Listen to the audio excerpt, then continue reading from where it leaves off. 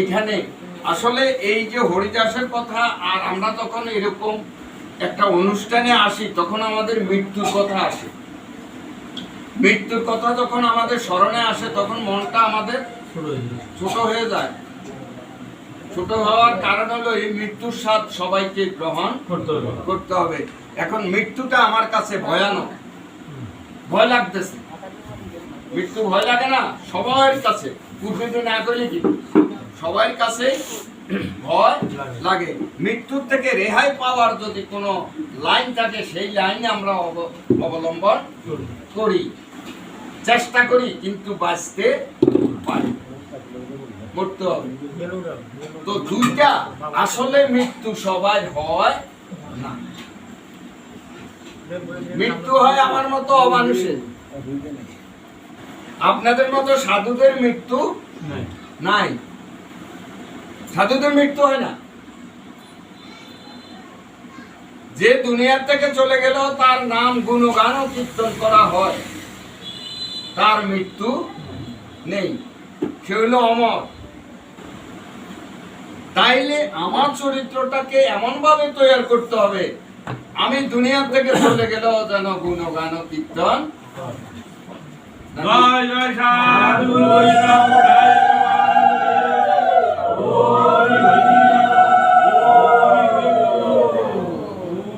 আপনি যদি 15 দিন একটানা উপবাস থাকেন, 7 দিন উপবাস থাকেন, তারপরেও কি কৃষ্ণ পাবেন? তাহলে উপবাস দিয়ে যদি কৃষ্ণ পাওয়া যেত তাহলে প্রত্যেক মাসে 7 দিন করে উপবাস আমরা সবাই থাকতাম। কারণ উপবাসেরও একটা কি আছে, ধর্ম আছে। কি ধর্ম? অভ্যাস।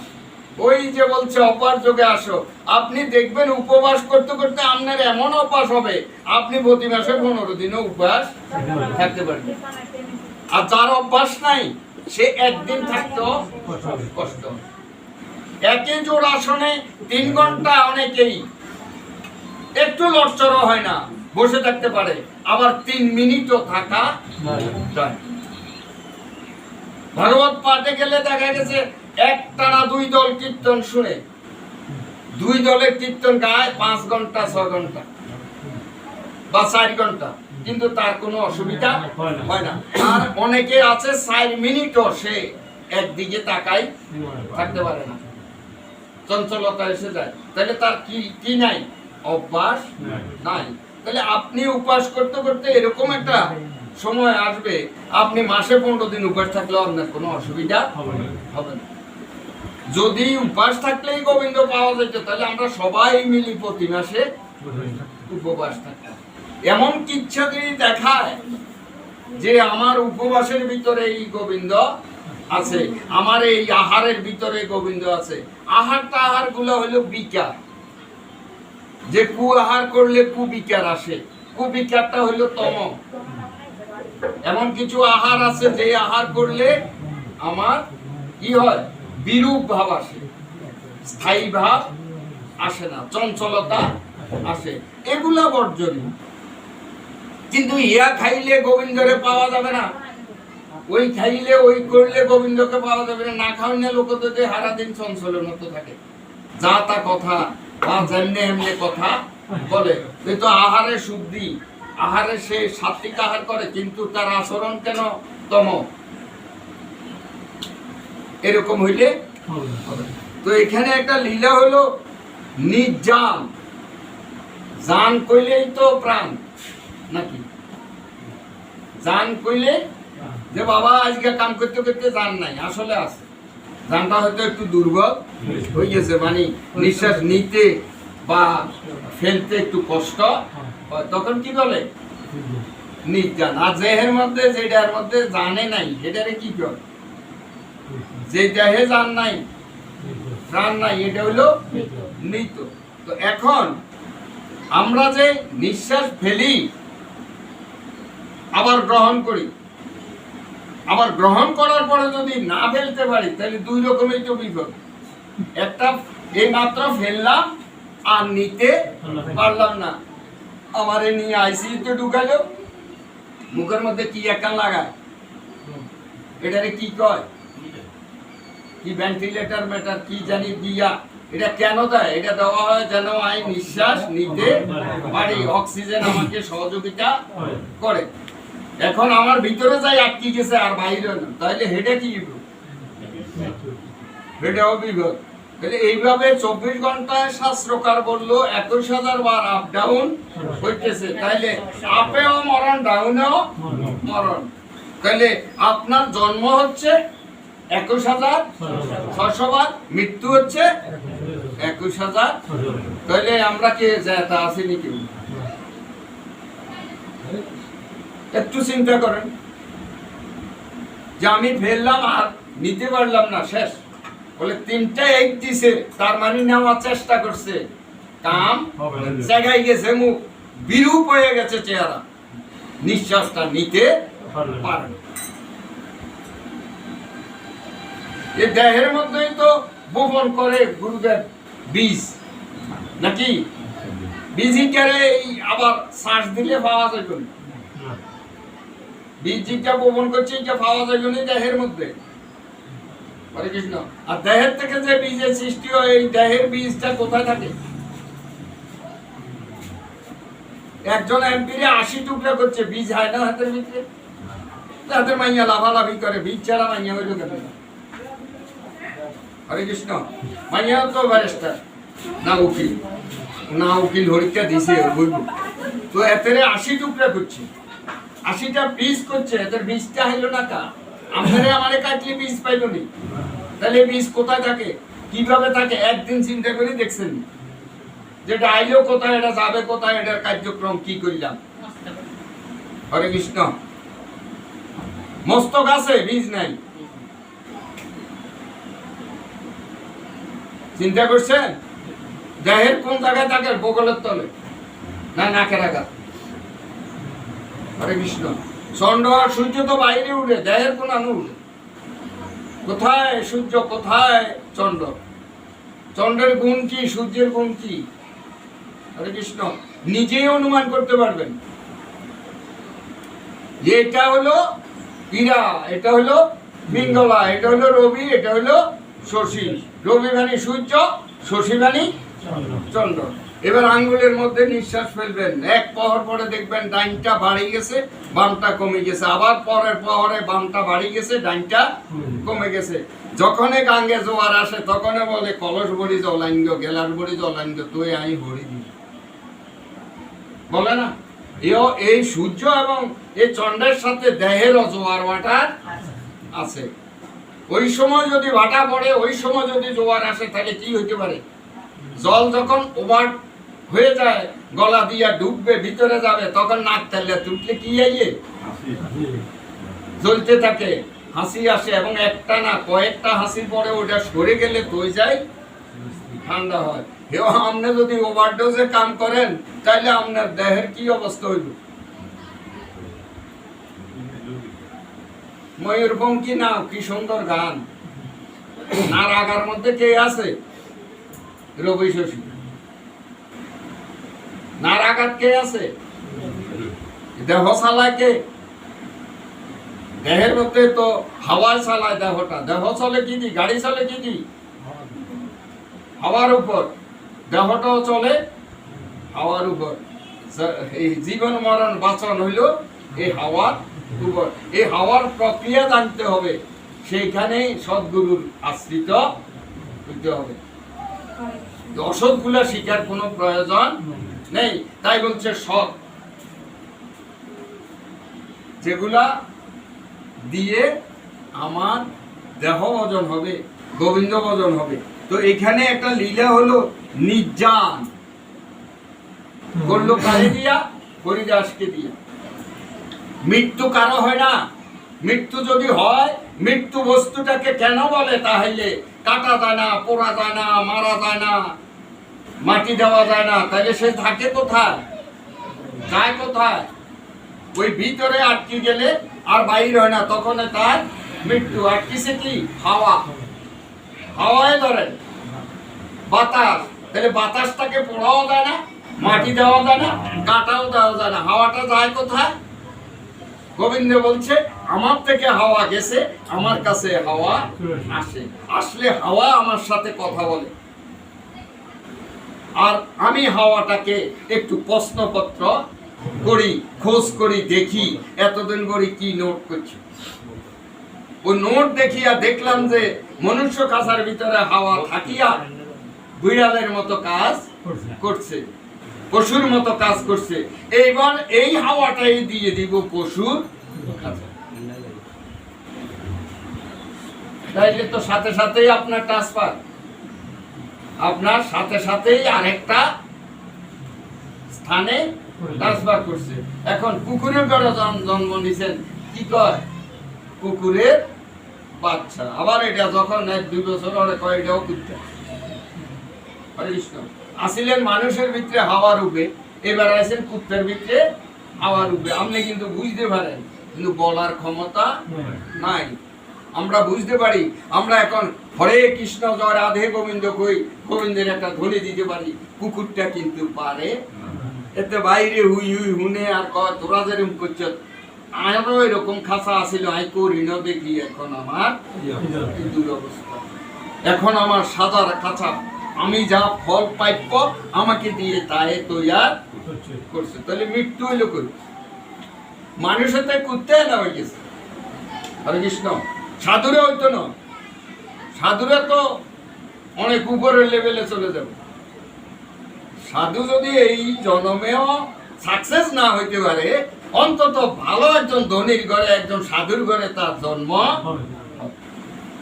প্রমোশন হবে। আর আমগ ওই বৃক্ষে বা কুকুর বা তির্যক সেখানে যেতে হবে। এই ব্যবধান হইল এখানে। কিন্তু মৃত্যু কারো হয় না, মৃত্যু হয় এই নশ্বর দেহটা। ঈশ্বরের ভিতরে যাহা থাকে তাহা হইল দেহি, আর দেহটা হইল নশ্বর। এই দেহের মৃত্যু হয়, এটা পচা গন্ধ ভাইরাসে ধরবতে এটারে উড়িয়ে বা এটারে 3.5 হাত নিচে মাটির নিচে ঢুকে ফেলা, যেন এটার থেকে কোনো গন্ধ ভাইরাসে কাউকে আক্রমণ করতে না পারে। এটা পচে গলে, এটার বিনাশ আছে, কিন্তু দেহির বিনাশ নাই। তাহলে আমরা কোথায় যাইতে পারি? হরে কৃষ্ণ। একটু ভাবি গীতা পড়ি, কেবল চিন্তা করবেন এই শ্লোকে কি অর্থ ছিল, কি বুঝাইলো। আমাকে দিয়ে বুঝাইছে, আমারই গীতা, আরেকজনের জন্য তা না। সনাতন ধর্মের সব লোকের জন্য তা না, আমার জন্যই এখানে আদেশ উপদেশ, রাজনীতি, অর্থনীতি, ধর্মনীতি, তিননীতি এখানে আছে। আমরা অনেকে তো অনেক কিছু জানি না, মৃত্যুর বয়স হয়ে গেছে। এই যে ভাগ বাটোয়ারা, এটাও আমাদের ধর্মে আছে। সম্পদের ভাগ কে কতটুক পাবে, কে কিভাবে পাবে, সবগুলো আছে। মনুসংহিতা খুলবেন, বিষ্ণু পুরাণ খুলবেন, খুললে দেখবেন সুন্দরভাবে সেখানে ভাগগুলা লেখা। যেরকম বিধান আছে সাধ্যের, এরকম বিধান জাগা জমির ভাগেরও আছে। আমরা জানি ছোট হলা আবদারের, ইয়েন ছোট হলা টোলা ধরিকেন না, আবার কেউ ব্যক্তিগত ভাবে নিয়েন না। আমি এটা দেখি বলতেছি যে ছোট হলা যেটা আবদার করে এটা দিতে হয়, কারণ ছোট হলার আবদার বেশি। আসলে আমাদের বিষ্ণু পুরাণ খোলেন, মনুসংহিতা খোলেন, সেখানে বলছে সর্বভাগের থেকে উৎকৃষ্ট একটা ভাগ রেখে দিবে বড় ছেলে। কারণ বড় ছেলেটা হলো ধর্মীয় পুত্র। এটা যতটুকু বাবার সাথে সহযোগিতা করে, আমি যখন ছোট ছেলে, আমি যখন ছোট, ঠিক পিতার সমতুল্য আচরণ সে আমার সাথে করে। যার জন্য ভাগটা যদি 10টা মহিষ থাকে, সবচেয়ে সেরা 2টা মহিষ ওর জন্য রেখে দিতে হবে। একবারে এইভাবে পার্ট টু পার্ট লিখে দিচ্ছে। তারপরের ভাগটা হলো ছোট ছেলের জন্য, কিন্তু বড়টার জন্য হলো প্রথম উত্তম ভাগ। কিন্তু আমরা শাস্ত্রগত কি জানি, বাবার ঘর হোলায় হয়, কোন হোলা? ছোট হোলা। এটাই তো হয়ে যাইতেছে, ভাগ যেটা সেরা এটা ভাইবো ছোট হোলা। তো বড় হোলা কই? ধর্মীয় ভাবে কি বড় হোলা হইলো? আপনি যেদিন আপনার বড় ছেলেকে, ছেলেটা প্রথম জন্ম নিছে, বড় ছেলে মানে প্রথম ছেলে, ছেলে একটা উৎপাদন করার ধর্মের নিয়ম। আরগুলো হলো কামনাদায়ক, কামের বশভূত এগুলো হচ্ছে ওই কাম, ওই যে একটু আগে কামের আলোচনা করলাম। কিন্তু প্রথমটা আমার ধর্মীয় পুত্র। তো আপনি যখন যাত্রা করে এই পুত্র মুখ দর্শন করছেন, তখনই আপনি পুং নামক নরক থেকে উদ্ধার।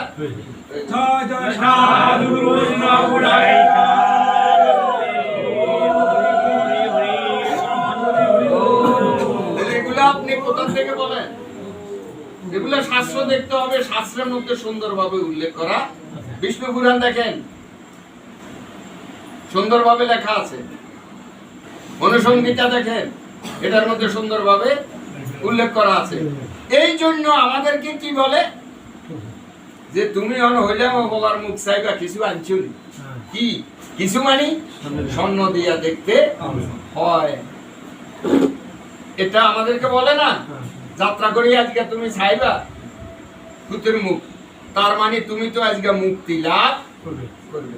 ওই বলায় আমার শ্রাদ্ধ করতে হইলে আমি মুক্তি লাভ করুন, না না না, এটা আরেকটা করুন। যে বলা শ্রাদ্ধ করবো আমি মরলে সেদিন আমি মুক্তি লাভ না, আমার ওই পুং নামক নরকটা আমি ওই দিনে যেদিন পুত্র মুখ আমি দর্শন সেদিনই আমার এই নরক থেকে আমি মুক্তি লাভ। বুঝতে পারছেন? তো আমরা শাস্ত্রগত ভাবে আমাদের নীতির কথা, জায়গা জমি ভাগ, এটা অর্থনীতি না, তারপরে ধর্মনীতি, তারপরে রাজনীতি, সবগুলো আমাদের এটার মধ্যে আছে। তাই আমাদের গীতাটাকে বলছে গীতা অর্থনীতি, ধর্মনীতি, রাজনীতি, সব নীতি এখানে আছে। রাজনীতিতে বন্টক করে মীমাংসা করে চাইছে যুদ্ধ থামাইতে পারে, তাই এটার ভিতরে রাজনীতিও আছে। কিভাবে শকুনি চাল খেলছে, কার চাইলে কার ধ্বংস। শকুনির মনের ভাবে ছিল আমি কি করব, এই বংশটাকে ধ্বংস করে দেব। ধ্বংস করতে হইলে আমি তাদের মামা, আমি তাদেরকে আপনত্ব দেখাই দিব। আসলে মনে মনে হইলে তোরা ধ্বংস, আমি এমন চাইল দিব যেই চাইলে তোদের আর কোনো রেহাই। তোরা প্রাথমিক পর্যায়ে দেখবি আই তোকে পক্ষে, আসলে আই কিন্তু তোকে পক্ষে, কারণ আমি তো জানি তোদের ধ্বংস উনি বাড়বে। তো এখানেও তাই দেখাইলেন যে প্রাণ যায় মৃত্যু হয়, আসলে প্রাণ যায় না, প্রাণ যাইয়া জমায়, প্রাণ আরেকটা জায়গা যায়, তাইলে প্রাণের কোনো ধ্বংস নাই। তো এখানে দেখাইলেন যে এই হরিদাস কি করলেন, হরিদাসের নির্যান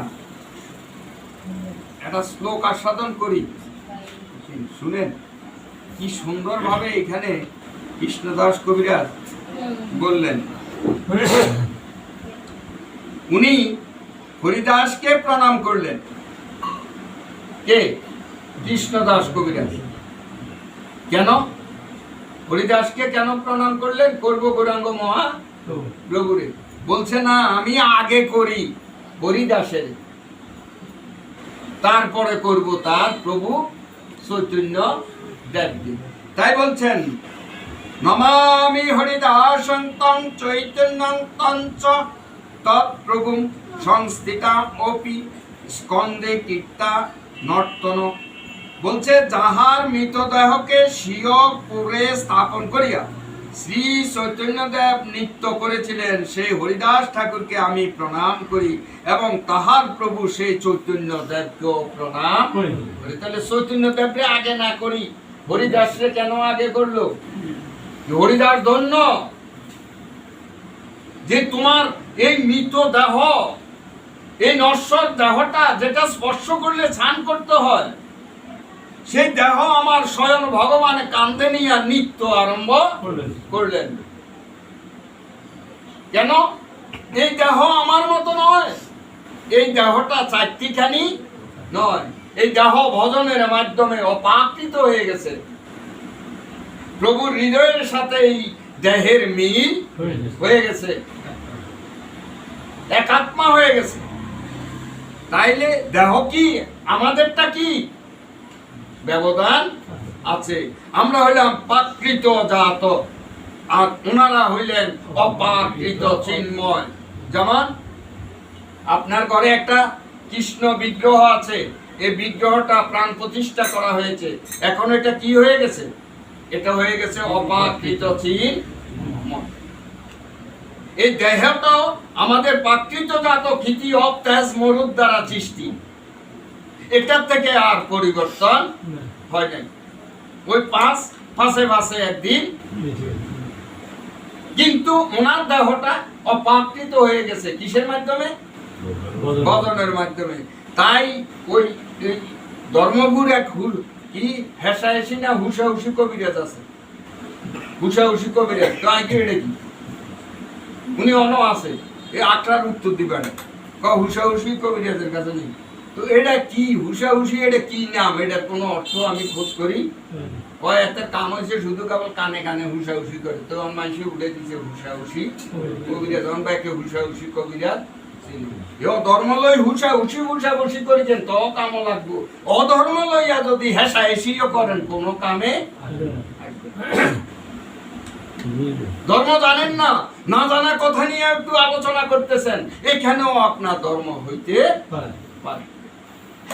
কিন্তু একটা বানাটো বাজে কথা নিয়ে আলোচনা করতেছেন, সময় কাটাইতেছেন, এখানে কোনো ধর্ম। তাই অপ্রাকৃতটাকে প্রাকৃত করা যায়।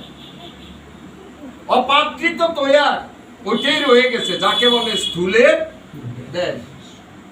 স্থূলে রয়ে গেছি, এখনো প্রবর্তকেও আসতে পারি নাই। তাহলে এই দেহ পবিত্র হবে কি করে? এই দেহের মধ্যে অপ্রাকৃত হয় কখন? একটা অঙ্গ আছে, সে খুব দ্রুত অপ্রাকৃত হয়। আমাদের এই মানব দেহের মধ্যে অপ্রাকৃত চিন্ময় হয়ে যায় সে। আপনি ইচ্ছা করলে তাকে যে কোনো সময় অপ্রাকৃত চিন্ময় করতে, এটা কি অঙ্গ? এই হেসাহেসি হুসাহুসি অঙ্গ, যেটা দিয়ে হেসাহেসি হুসাহুসি করি, কি জিহ্বা। কারণ হরির নাম অপ্রাকৃত চিন্ময়, নাম নামই অভেদ। যে নাম করে হরে কৃষ্ণ করে, আর ওই যে কৃষ্ণ আর এই কৃষ্ণ নাম দোনোটা, কথা বোঝা গেছে? হরে কৃষ্ণ দোনোটা হইলো এক, উচ্চারণ করছে কে? জিহ্বা। তাহলে জিহ্বাটা তখন অপ্রাকৃত হয়ে যাবে। এই অপ্রাকৃতটারে যদি কিছুদিন বান্ধি থুই, এই প্রাকৃতরে বান্ধি থুইলাম, কিছু দিয়ে আটকে রাখলাম, এই মুখ দিয়ে হরির নাম ধ্বনি দিলাম না, তাইলে এটা অপ্রাকৃত হইব। এই জন্য সাধুরা কয়, পাঠকেরা কয়, এই সবার মধ্যে বইলে হরি কীর্তন গেলে এই আধা ঘন্টা 1 ঘন্টা চাবাইয়েন না। কারণ আপনার জিহ্বা দিয়া হরে কৃষ্ণ আসিবে, যতক্ষণ পর্যন্ত হরে কৃষ্ণ আসবে না ততক্ষণ পর্যন্ত এটা অপ্রাকৃত হবে। কারণ আমনে তো তার হাতা দিবা দিচ্ছেন, আপনার আইব কেমনি? এই জন্য এই সময় ওখানে ঢুকতো, মুখটাকে একটু পরিষ্কার করে ঢুকবেন। আধা ঘন্টা কিছু দিয়েন না, এটা জ্বালায়ও দিত না, দেখবেন আপনার নেশাটাই চলে যাবে যে আমি আরেকটু শ্রবণ করি, আরেকটা শব্দ কিভাবে জানতে পারি। বহু গ্রন্থ না দেখলে আপনাকে বলা অত্যন্ত কঠিন। আপনার জন্য সহজ হয়ে গেছে, আপনি একজনের মুখে থেকে 10 রকম কথা শুনছেন, কিন্তু উনি তো 10টা গ্রন্থ দেখে এটাকে সংগ্রহ করছে, তাহলে আপনার থেকে বহু গুণ কষ্ট ওনার বেশি করতে হয়েছে। 1 লাইন ভরলাম, 1 লাইনের খবর বললাম, কিন্তু এটার লগে যে আরো 10টা আসছে এটা তো এখানে নাই, এটা আইলো কত? যেমন আমি একটা বাঘের কথা বললাম, হয়তো অনেকে জীবনে আর শুনেন না, বড় হলা ভালো জিনিস হয়, বড় ছেলে ভালো জিনিস পায়, এরকম হয়েছে না? তো এটা কোথায় পাবেন? এটা পাবেন বিষ্ণু পুরাণে, এটা পাবেন মনু সংহিতা, সুন্দরভাবে উল্লেখ করা আছে। এবং পুত্র সন্তান না হইলে কি হয়? পুত্র সন্তান মুখ দর্শন করলে ভূম নামক নরক থেকে উদ্ধার হয়। এরপরে যদি আরো হাঁসগা হয় তাহলে সৌগা, হে হাঁসগা হইল কামনাদায়ক পুত্র, ইজ্ঞ হইল ধর্ম পুত্র। তাই ধর্মপুত্র যুধিষ্ঠির কেন বলে? পাণ্ডুর অন্য কারে তো কয় না, ভীমেরে তো কয় না, অর্জুনে তো কয় না, বলে? ওই পাঁচটারে বলে? বলে না। মা কুন্তি কিভাবে এই ধর্মপুত্রটা পাইছেন সেটা জানেননি? হরে কৃষ্ণ। আঙ্গমত এরকম বিশ্বনাথ না, উনি যজ্ঞের মাধ্যমে পুত্রটাকে লাভ করছে। লাভ করার পরে পাণ্ডু বলল, ও তো ধর্মপুত্র, ধর্মকে ঠিক রাখতে হলে চতুর্দিকে ব্যারিকেড দিতে হয়। চতুর্দিকে যদি ব্যারিকেড না থাকে তাহলে সে রক্ষা পাবে না। তাহলে তোমার একটা শক্তিশালী পুত্রের দরকার। তাহলে তুমি ওই যজ্ঞের মাধ্যমে এরকম একটা পুত্র কামনা করো। লইয়াইলো কারে? ভীমের। যাতে হাত ডোল খাইও কিছু হয়। কত শক্তি তার শরীরে। হরে কৃষ্ণ। শক্তি কিন্তু আপনার শরীরেও আছে। ভাগবত মা পিয়া কইছে, আপনার শরীরে কয়টা হাতির শক্তি আসে, আবার এই শক্তিটা কি করে নাশ হয়ে যায় বলিও দেয় না, খড়গের মধ্যে রায়। এর থেকেও আরো যন্ত্র দিয়া শক্তিটাকে ওই লগে প্রাণও চলে যায়। প্রাণ চলে যায় না, প্রাণ কি হয়? প্রাণ ক্ষয় হইতে থাকে। হরে কৃষ্ণ। তো এবার বলে এটা তো ওটাকে ব্যারিকেড দিয়ে রাখবে, কিন্তু বহিরাগত শত্রুরা আক্রমণ করলে তো যুদ্ধ করতে হবে। তো তুমি যুদ্ধার একটা পুত্র চাও। এবার যাই ইন্দ্রে আরাধনা করি, ইন্দ্রপুত্র অর্জুনকে লাভ করলো। বলে এতাগত রোগ ব্যাধি হইতে পারে, তাইলে এতাগত হয়তো কবিরাজেরও দরকার। এবার অশ্বিনী কুমারকে আহ্বান করলো। অশ্বিনী কুমার দয়ের থেকে দুই পুত্র, নকুল এবং এতারা হইলো কবিরাজ। এটাকে অসুস্থ হইলে হেরা সেবা। তাহলে পুত্র কিভাবে আইছে দেখছেন? কিন্তু প্রথমকার নাম হইল কি? ধর্মপুত্র। জগত তাই বড় ছেলে সর্বকর্মের অধিকারী হয়। কেন হয়? সেই তো প্রথম, সেই ধর্মপুত্র। ধর্ম কার্যের জন্য সে একমাত্র। বলে এই হিজ্ঞা চলে গেলে হিজ্ঞার হবে সিরিয়াল আইব, আমরা চলে যাই এক ধরে লাভ দি ছোট বড় গা, নাহলে ছোট গা। না, ছোট গা আইব সিরিয়ালের হরে। শাস্ত্র তো আগে বুঝতে হবে, তারপরে না সে এটা বিধান দিতে পারে। শাস্ত্র নিজে না বুঝলে এই রস কিভাবে বিতরণ করবে, আস্বাদন করাবে?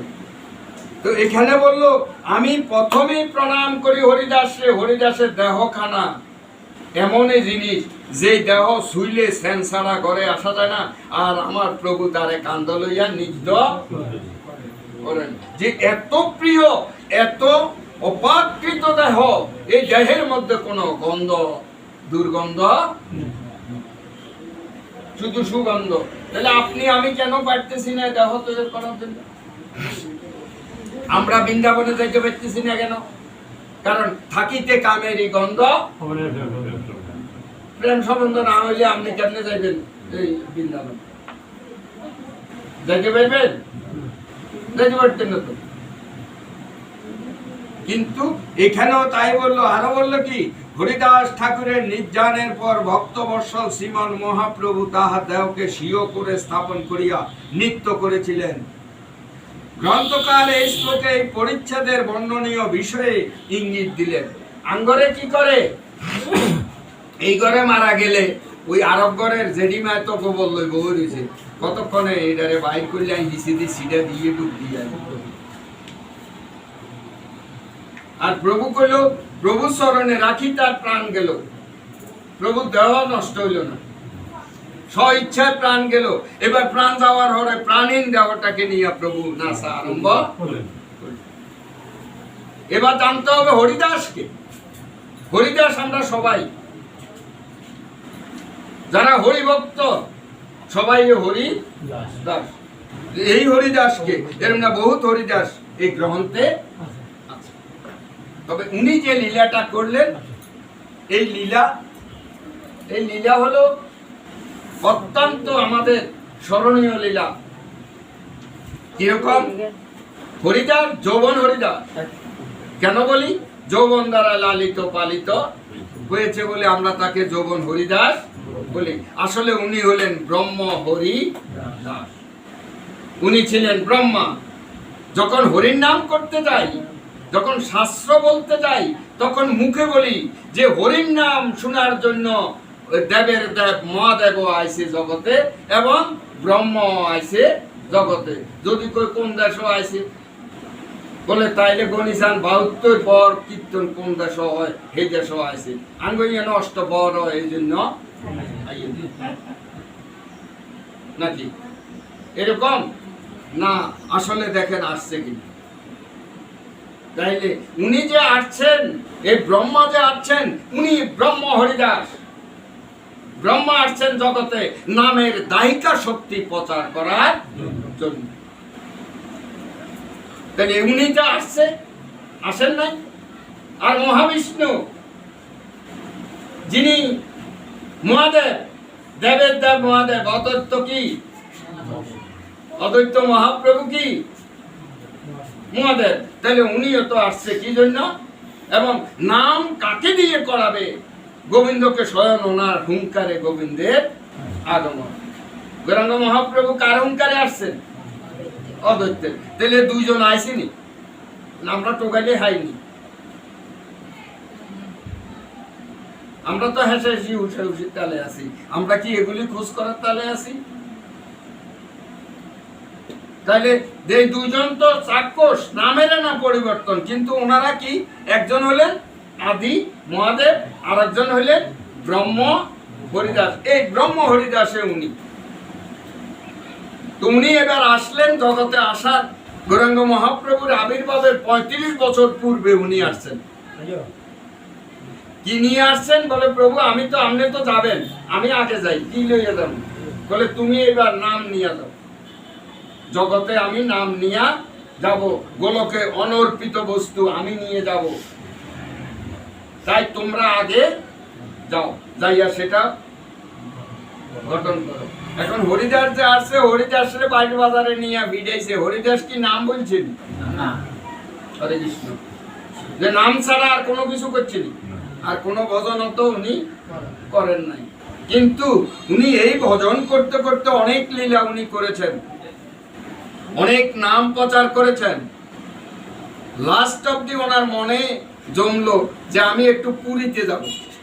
তো যারা যাচ্ছে তাদেরকে বলছে আমারে নিবেন।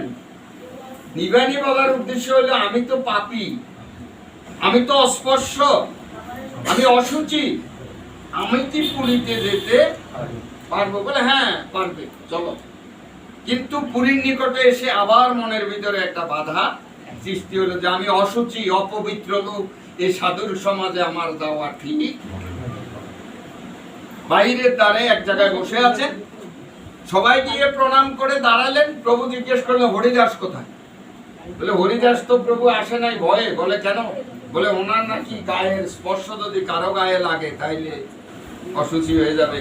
এখন জগন্নাথের সেবায়িত্রা ইয়েন্দি হাঁটা চলা করে, ওনার বাতাস যদি এর গায়ে লাগে তাইলে জগন্নাথের সেবাই হবে না। এরকম তো পুরীতে কোনো নিয়ম নেই। সে যে অসুচি কোথায় কোথায় কিভাবে বোঝা যায়? কে বলছে ওকে আসতে বলো? এবার তাই খবর বললো যে তোমাকে বলছে প্রভু ভিতরে যাওয়ার জন্য। উনি আসলেন কিভাবে? ওই ধরেন আরেকটা রাস্তা দিয়ে ওই স্কুলের ভিতর দিয়ে ঘুরিয়ে এনে আসে, যেহেতু এই রোডে ঢুকে নাই। এই রোডে ঢুকলে এদি জগন্নাথের সেবায়িত্রা আপ ডাউন, ওইখানে দিয়ে ঢুকি একটা উত্তপ্ত বালুর উপরে আকাশ খোলা স্থানে উনি বসে গেলেন। এবার স্বয়ং প্রভু আসলেন যে এখানে কেন বসছো তুমি? যে বালু গায়ে লাগলে ফসকা ফুটে যায়, আকাশে উপরেও কিছু নেই, খোলা আকাশ। বলে প্রভু আমি যেমন, আমার জন্য স্থানটাও উপযুক্ত স্থান। বলে তুমি কি এখান থেকে জগন্নাথ দর্শন হয়? বলে কোন জগন্নাথ? বলে ওই যে জগন্নাথ মন্দির দেখি তো। বলে এখান থেকে কি স্পষ্ট দেখা যায়? বলে প্রভু ওইটা অসল জগন্নাথ, এটা সাই লাভ হইব কি? সচলটা তো আর সামনে আদি চলে গেছে। এটা দর্শন করলে আর কোন জগন্নাথ দর্শন করতে হবে? কি বুঝেছে এখানে? যে আপনি আমার গুরু, আপনি হলেন সচ্ছল, আর ওটা হইল অচল। ওইটার থেকে আপনার পাওয়ার অনেক। বলে এরকম কথা বলো না, আমি মানব, আমি মনুষ্য রূপে আসছি, মানুষ কখনো গোবিন্দ হইতে। বলে প্রভু এটা আপনিও অন্যের কাছে কইয়েন, আর কাছে কইয়েন, কারণ আমি আপনাকে ভালো করে চিনি। চিনবে না, ওই তো পূর্বেরই কানেকশন। আপনি ছিলেন গোবিন্দ, আমি ছিলাম ব্রহ্মা। আমি আপনারা আগে চিনি না, এখন আমি হচ্ছি হরিদাস, আপনি হচ্ছেন চৈতন্য মহাপ্রভু। আমি চিনি না আপনারে? আপনি আমারে দিয়ে তো সর্বকার্য করেছেন, সব সৃষ্টি করেছেন, সব কিছু কি আমি ভুলে গেছি? আমার স্বীকৃতি না থাকলে আমি কি করে আবার এই জগতে নামের দায়িকা শক্তি প্রচার করার জন্য? হরে কৃষ্ণ। তো বলে যে এইরকম কথা বলো না। সেখানে প্রভু একটা ব্যবস্থা করে দিলেন, একটা গোপড়া করে দিলেন। এখন সেখানে উনি আছেন। আর নিত্য প্রসাদ প্রভু এখান থেকে নিজেও নিয়ে যান, আবার ওনার সেবায়িত গোবিন্দকে দিয়েও পাঠান। ও কিন্তু আসে না, ও আসে না এই জন্য আমি সেখানে গেলে আমার গায়ের বাতাস টাতাস কার লগে লাগে। উনি গঙ্গা স্নান করতো না, গঙ্গা অপবিত্র হয়ে যাবে। যে আমার মতো অপবিত্র গঙ্গা গিয়ে স্নান করলে গঙ্গা অপবিত্র হবে, সুতরাং আমার স্নানের প্রয়োজন। তো এরকম করতে করতে একদিন উনি একটু অসুস্থ হয়ে গেলেন। ওনার লক্ষ্যবস্তু হলো এখানে প্রতিদিন উনি কমপক্ষে 3 লক্ষ নাম জপ করেন। এর আগে উনি কোন মাসে 3.5 লক্ষ নামও প্রতিদিন জপ করতেন। তো আজ কদিন ওনার নাম জপ হয়, কত নামে গিয়া পৌঁছতে পারে না। ওনার লক্ষ্য হইল 3 লক্ষ, কিন্তু 3 লক্ষে যাইয়া পৌঁছতে পারে না, একটু কম হয়। এতে ওনার মনটা অসুস্থ হয়ে গেছে, দেহের ইন্দ্রিয় এটি ঠিক আছে। তো গোবিন্দ যখন প্রসাদ নিয়ে আসলেন, বলে হরিদাস, বলে কে? বলে আমি গোবিন্দ। বলে আমি তোমার জন্য মহাপ্রসাদ নিয়ে আসছি। বলে রাখো তোমার মহাপ্রসাদ, আমি অসুস্থ, আমি অসুস্থ মানুষ, আমার মহাপ্রসাদের প্রয়োজন নেই। আবার বলে মহাপ্রসাদ আনছো তো, ও মহাপ্রসাদকে কেউ কখনো উপেক্ষা করিও না, যাহা পাওয়া মাত্রই গ্রহণ করতে। এই শিক্ষাটা আমাদেরকে এখানে দিলেন, যে আপনি কে নিয়ে আসলো, এটা কি দীক্ষিত না অদীক্ষিত, এটা চিন্তা করারও আপনার সময় নাই। আপনি ব্রাহ্মণ, এটা হলো ধরেন সন্ন্যাল, সন্ন্যালে মহাপ্রসাদ আপনারে আনি দিছে, আপনি গ্রহণ করতে পারেন। কিন্তু মহাপ্রসাদটা কেমন? মহাপ্রসাদ ওকেই বলে যাহা কণিকা মাত্র, যাহা গ্রহণ করিলে মলে মূত্রে পরিণত হয় না, বাহির হওয়ার রাস্তা নেই। কিন্তু আমি পেট ভরে খাবো, থালা পেতে খাবো, ভুড়ি ভোজন করব, আকণ্ঠ ভোজন করব, সেখানে আমার বিচার আছে। কার হাতে খাইলাম, কোন বাড়িতে খাইলাম, কোন থালে খাইলাম, কে দিল, কিন্তু মহাপ্রসাদের কোনো বিচার নাই। এই অধ্যায়ে আমাদেরকে সেটা দেখিয়ে দিলেন যে মহাপ্রসাদের কোনো বিচার। তো উনি প্রসাদটাকে বন্ধন করে 1 রন্ধ্র প্রসাদ গ্রহণ। 1 রন্ধ্র কতটুকু? একটা অন্যের 4 ভাগের 1 ভাগ। অনেকে ভাবতে পারে যে নাম করে প্রসাদ লইছে কোন নামও তো মহাপ্রসাদ। নাম কি এটা লয় কেমনে? হরির নামটা কি? মহাপ্রসাদ। সেটা লয় কেমনে? 1 রন্ধ্র প্রসাদ লইলেন। এই খবর গোবিন্দে গিয়া প্রভুর কাছে বললেন, গৌরাঙ্গ মহাপ্রভুকে বললেন যে আপনার হরিদাস অসুস্থ। বলে বেদি কি, রোগ কি? বলে এইটা কয় না। পরের দিন প্রভু প্রসাদ নিয়ে নিজে স্বয়ং বলে হরিদাস, বলে প্রভু, বলে তোমার কি বেদি হয়েছে, মানে তোমার কি রোগ হয়েছে বলো। বলে প্রভু রোগ আমার কি জানি না, তবে আমার মন অসুস্থ, দেহ আমার সুস্থ। আমি আমার লক্ষ্যে গিয়ে পৌঁছতে পারি না। কি লক্ষ্য? বলে আমি তো প্রভু কমপক্ষে 3 লক্ষ নাম করি, আজ কটা দিন আমার 3 লক্ষ নাম। বলে তোমার এই সিদ্ধ দেহের মধ্যে আবার 3 লক্ষ নামের কি দরকার? হরে কৃষ্ণ। এই সিদ্ধ দেহ গৌরাঙ্গ মহাপ্রভু এই পুরা চৈতন্যের মধ্যে একজনকেই বললেন, স্বরূপীয় বলেন। সনাতনরা বলে না, কিন্তু স্বরূপরে বলছে আমারই স্বরূপ, আমারে দেখা আর স্বরূপ রেখে দেখা, তাই আমি তার উপাধি দিলাম স্বরূপ। স্বরূপ মানে আমারই। আপনারা তো সবাই প্রায় তো স্বরূপের ধর্ম পালন করেন নাকি? সেই স্বরূপ। কিন্তু এখানে হরিদাসকে বললো তোমার দেহখানা সিদ্ধ। বলে প্রভু এত সুনাম আমার, আমি হলাম চন্ডাল, অস্পর্শ জাতি, আমার একটা কামনা আছে, তুমি পূরণ করবে না। আমার সুনাম টুনাম না করি আমার কামনাটা তুমি পূর্ণ করো। বলে কি বলো? বলে করবা কিনা? বলে হ্যাঁ বলো। ভক্ত বাঞ্ছাই তো ভগবান পূরণ করে, তো বলো। বলে আমার ইচ্ছা তোমার শ্রী চরণে মাথাটা রাখবো, আর তোমার চাঁদ বদনের দিকে তাকিয়ে আমার মুখ দিয়ে শ্রীকৃষ্ণ চৈতন্য বলতে বলতে আমার প্রাণটা জানো।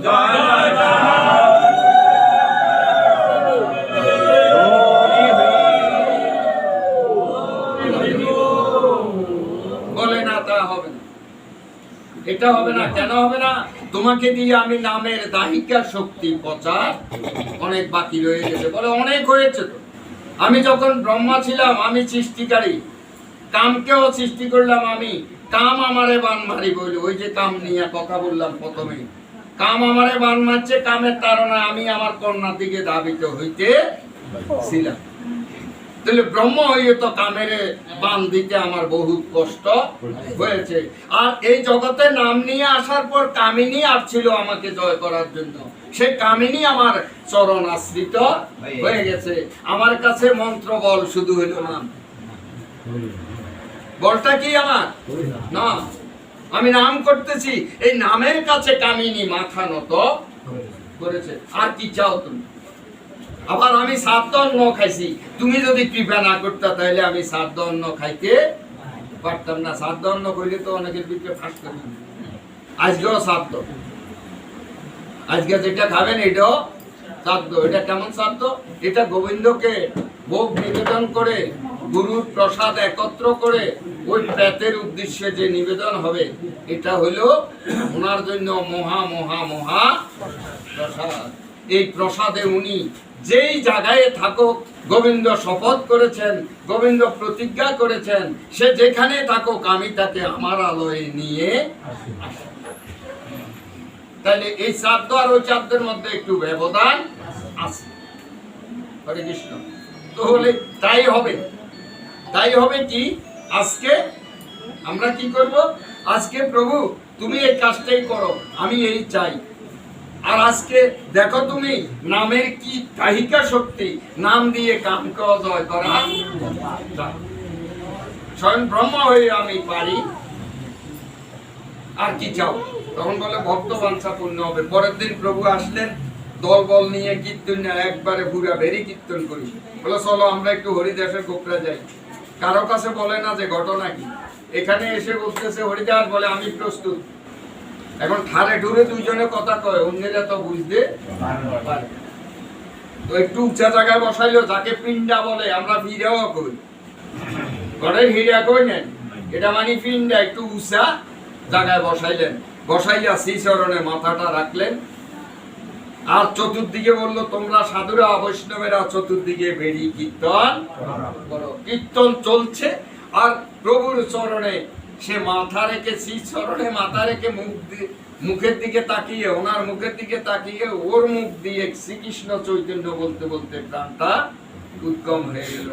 এইবার প্রাণহীন দেহটাকে প্রভু কোলে নিয়ে নৃত্য আরম্ভ। মত গোবসিডা দেন। হরে কৃষ্ণ। কি দিছেন? নৃত্য। কেন করলো? এ তো অশুদ্ধ, অস্পর্শ। স্বয়ং ভগবান তাকে কোলে নিয়া নৃত্য আরম্ভ করলেন। কেন? এই দেহ অপাকৃত চিন্ময়। এইবার পার্শ্বদরা বলে প্রভু আরো কাজ তো বাকি আছে, বলে চলো গঙ্গায়। এবার গঙ্গায় গিয়া ও শরণটা গঙ্গায় লাগাই দিলেন প্রভু। লাগিয়ে বলছে ও গঙ্গা, এতদিন তো হরিদাস স্নান করে নাই, কেন? তোমার কাছেও আসে নাই। কেন আসে নাই? যে তুমি কি হয়ে যাবে? অপবিত্র হয়ে যাবে। তুমি তো গঙ্গা পবিত্র, আজকে হরিদাসের চরণ স্পর্শে হইলা তুমি কি এতদিন ছিল তীর্থ, আজকে হইলাম মহা জয় জয় সাধু।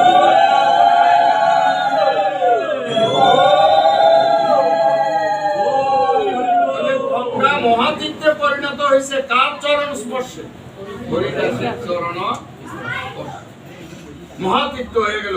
প্রভু এবার জল খেলি আরম্ভ করলেন, বাহ্যিক কোনো জ্ঞান নেই। পার্শ্বদরা বললো আরো তো কাজ আছে, এটা কিন্তু সমাধি দিতে হবে। প্রভু বললেন হ্যাঁ তাই, তাহলে করো। ওই গঙ্গার পাড়েই জগন্নাথের প্রসাদী ডোর কপিন দিয়ে হরিদাসকে সেখানে সমাধি দিলেন এবং ওনার এই তিরোধাম উৎসবের জন্য প্রভু স্বয়ং নিজে ভিক্ষা করলেন এবং নিজ হাতে প্রসাদ বন্টন করেছেন। তাই কৃষ্ণদাস কবিরাজ এখানে উল্লেখ করলেন যে সেদিন যারা হরিদাসকে বালু দিয়েছে, হরিদাসের তিরোধাম উৎসবের প্রসাদ পেয়েছে, তাদের জীবন ধন্য, তারা মুক্তি লাভ, এমনিতেই মুক্তি লাভ হয়ে যাবে তাদের। আর যারা এই পরিচ্ছেদটা আস্বাদন করে তারাও মুক্তি লাভ। জয় জয় সাধু।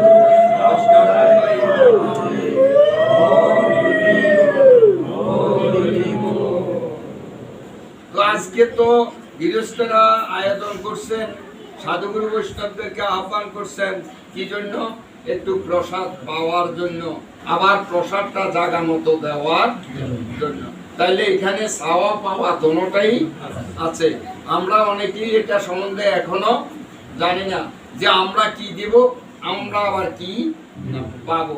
তো আজকে ওই গৃহস্থ আপনাদেরকে সাদর করেছে আপনাদের থেকে কিছু পাওয়ার জন্য, এবং একে কেন্দ্র করে আজকে উনি প্রেত লোকের উদ্দেশ্যে যে প্রসাদ দেওয়া হবে গোবিন্দকে নিবেদন করেছেন, গুরুর প্রসাদ মিশ্রিত করে ওনাকে দিবেন।